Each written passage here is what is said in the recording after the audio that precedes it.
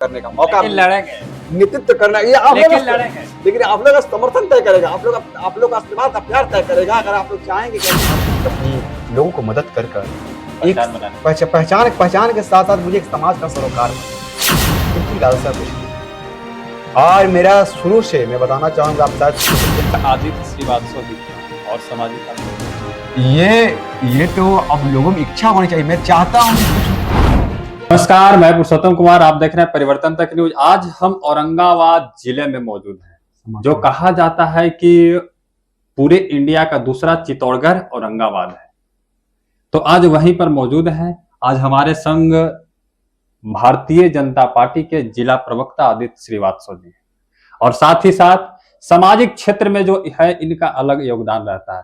देख सकते हैं सामाजिक क्षेत्र में जितने भी जो है मेडल जो मिला हुआ है, देख सकते हैं, आप दिखाने का प्रयास करेंगे और पूरा मेडल दिखाइए। देखिए कितना जो है इनको सामाजिक क्षेत्र में योगदान एवं अहम भूमिका रहती है और इन्हें मतलब कई चिन्हित पदों से जो है सम्मानित किया गया है। तो सर, आपका देख सकते हैं यहाँ पर आज उन्हीं व्यक्ति के व्यक्तित्व धनी से आदित्य श्रीवास्तव जी से बात करेंगे करके और जनता के बीच में रह के इन्हें चुनाव लड़ना है या फिर क्या करना है। सबसे पहले आपका स्वागत है। बहुत बहुत धन्यवाद पुरुषोत्तम जी और आपके परिवर्तन तक न्यूज चैनल को बहुत बहुत आभार। क्या सर अभी जो है आप सामाजिक कार्य में मतलब हर वक्त संलग्न रहते हैं, क्या इसकी? पुरुषोत्तम जी, बात एक्चुअली ऐसा है कि आपने कहा कि क्या मेरी राजनीतिक लालसा है।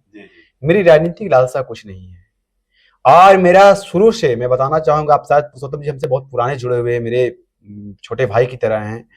मैं लगभग कई वर्षों से, जब कोविड का जिस समय दस्तक था देश में, जिस समय क्वारंटाइन किया जा रहा था मरीजों को, जब लॉकडाउन देश में लगा था, तो उस समय भी मेरी आपने भूमिका देखी होगी कि हम लोगों ने बढ़ चढ़ कर लोगों का सहयोग करना, उनकी भोजन की व्यवस्था कराना। और हमारा यह सोच कहाँ से आया?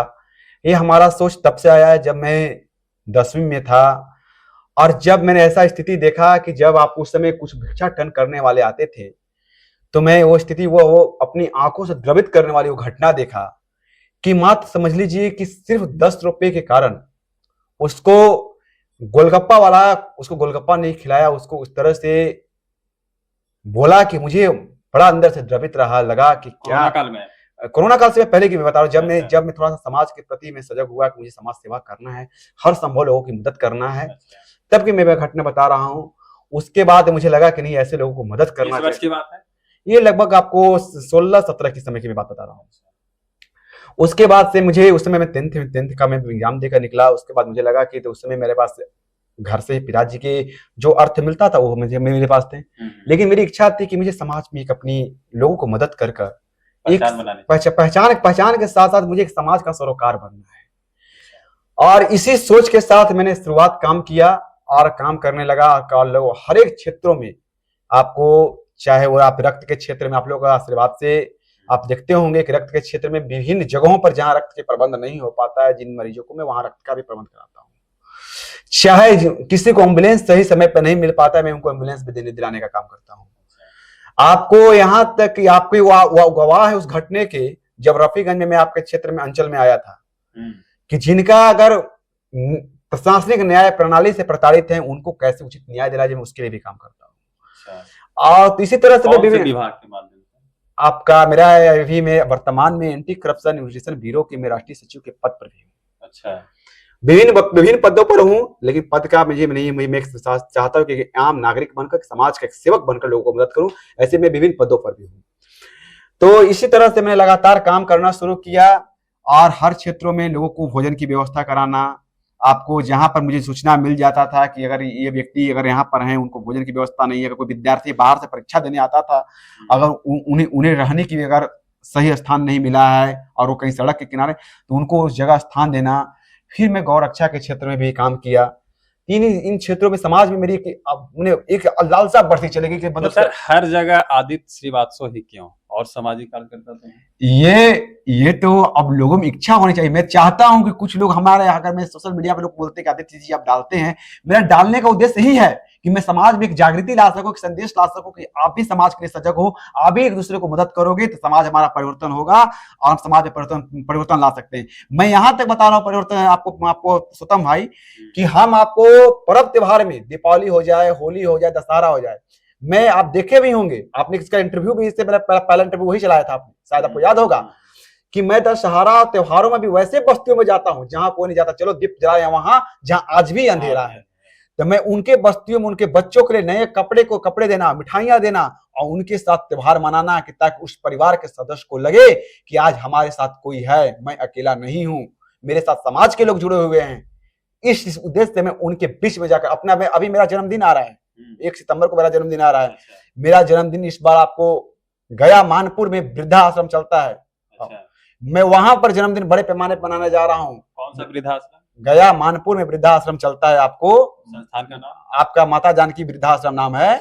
वहां पर वो कार्यक्रम होगा, मेरा जन्मदिन उत्सव मनेगा। मैं वो वृद्धाश्रम के भी, मैं वहां का सदस्य हूँ, वहां का मैं एक सक्रिय सदस्य हूँ और मैं वहां पर बढ़ चढ़ का काम करता हूँ वृद्धाश्रम के लिए। और मेरे जन्मदिन पर रक्तदान शिविर हो गया, वृक्षारोपण हो गया, और तमाम वैसे बस्तियों में लोगों को, जहां बच्चों को कपड़ा देना, नए कपड़े, नए वस्त्र देना, उन्हें मिठाई खिलाना, जहां पे और लोग नहीं पहुंचते। लोग आज के परिवेश में बड़े रेस्टोरेंट में पार्टी करना, फंक्शन करना, वो समझते कि यही हमारा, इससे बड़ा क्या होगा जन्मदिन मनाना, लेकिन मेरा सोच अलग है, मेरी नजरिया अलग है। मैं इसी सोच के साथ मैं काम करता हूं और मैं लोगों से आग्रह भी करता हूं कि आप भी वैसे लोगों से जुड़िए। और मैं आपके चैनल से अपील करना चाहता हूं, आग्रह करना चाहता हूं, अगर सभी संपन्न व्यक्ति अगर हर वैसे असहाय जरूरतमंद व्यक्तियों को मदद करने लगे तो समाज में एक नई परिवर्तन आएगी और समाज में एक नई चेतना आएगी। अगर हर घर के गरीब गुरबे के बच्चों को हम शिक्षित के लिए, शिक्षा देने के लिए हम आगे आ जाएंगे कि उनके बच्चे शिक्षित होंगे, तो निश्चित रूप से भारत फिर से विश्व गुरु बनेगा और भारत में एक नई परिवर्तन आएगी। जो जहां पर हम वैसे लोगों को देखते हैं कि एक वक्त की रोटी के लिए सोचते हैं, बड़ा वो द्रवित घटना होता है कि जब ठंड की मौसम आ जाता है पुरुषोत्तम जी, तो आप देखते होंगे कि जो हमारे पेट के पालन के लिए जो व्यक्ति रिक्शा रात में 2 बजे रात्रि में चलाते हैं, वैसे लोगों के बीच में 2-2 बजे रात तक हम कंबल का वितरण कराते हैं। आप लगातार सोशल मीडिया सबसे पुराने जुड़े हुए व्यक्ति हैं, आप मेरी हर भूमिकाओं का कार्य को देखते होंगे। मेरी भूमिका क्या रहती है, गर्मी का मौसम अगर 45 डिग्री टेम्परेचर पे है, तो जो सर अगर अपने पेट के लिए जो नींबू बेच रहे हैं, दातुन बेच रहे हैं, जो खुले आसमान की तरह तपती धूप पे बेचते हैं, उनके लिए गमछा हो गया, छाता हो गया, पेयजल की व्यवस्था हो गई, मैं वहां तक देता हूं। मैं जो बस ईश्वर की कृपा। आखिर यह निस्वार्थ सहयोग क्यों? बस ये हमारी आत्मा की संतुष्टि के लिए, मेरी कोई राजनीतिक लालसा नहीं है कि आप प्रवक्ता भी हैं सर, आप जरूर राजनीतिक लालसा। नहीं, अगर मैं प्रवक्ता हूं जरूर हूं, तो विचारधारा से प्रवक्ता हूं। मैं इसलिए वहां प्रवक्ता हूं कि वो राष्ट्र की विचारधारा है, राष्ट्र की विचारधारा के भावनाओं से मैं जुड़ा हुआ हूं। मेरी ये भी कोई लालसा नहीं कि मैं आने वाला समय में चुनाव लड़ूं। अगर वो भी भविष्य होगा तो जनता तय करेगी, आप लोग का समर्थन तय करेगा। अगर आप लोग वो चाहेंगे कि नहीं ऐसे व्यक्ति को समाज में नेतृत्व करने का मौका, लड़ेंगे, नेतृत्व करना, ये आप लोग लड़ेंगे, लेकिन आप लोग का समर्थन तय करेगा, आप लोग का आशीर्वाद का प्यार तय करेगा। अगर आप लोग चाहेंगे कि ऐसे व्यक्ति को मौका मिलना चाहिए तो निश्चित रूप से आएंगे। इसलिए निस्वार्थ सहयोग कर रहे हैं। अभी तो निस्वार्थ है, अगर उस समय भी करेंगे, अगर समाज में तभी चेतना आ सकती है, समाज में नहीं संदेश। अगर युवा आएंगे, अगर वैसे शिक्षित युवा आएंगे जो समाज को लेकर चलना चाहते हैं, जो समाज को जोड़ना चाहते हैं, तभी समाज में नई जागृति आएगी। तो आगे आप लोग और कुछ विशेष बात है क्या ऐसे निस्वार्थ सहयोग? आपको मैं तो बताना चाहूंगा कि आपने जो भी सम्मान का जो मेरा कड़ी दिखाया, अभी ये सम्मान का कड़ी आपने मेरे एक ही रूम का दिखाया। ऐसे कई सम्मान हैं जो मुझे मिला है। हमको नेशनल अवार्ड तक मिला है। आपको कोरोना योद्धा अवार्ड मिला है, आपको राष्ट्रीय अवार्ड मिला है, आपको बिहार गौरव सम्मान मिला है। बिहार स्थापना दिवस में नवादा में जो माननीय मुख्यमंत्री जी ने कराया था, तो कई बड़े सम्मान भी मुझे दिए गए हैं। ये आप लोग का समर्थन और प्यार है, कई हमको सम्मान मिले हैं। अरे ठीक है, एक अलग सवाल रहेगा, आपकी शादी हुई है? अभी तो नहीं है, अभी तो नहीं हुई। का उम्मीद है? बिल्कुल, अब तो माता पिता तय करेंगे, अभी तो नहीं। अभी फिलहाल समाज को सेवा करना है, उसमें हमको संतुष्टि मिल रही है। कैसी लड़की चाहिए?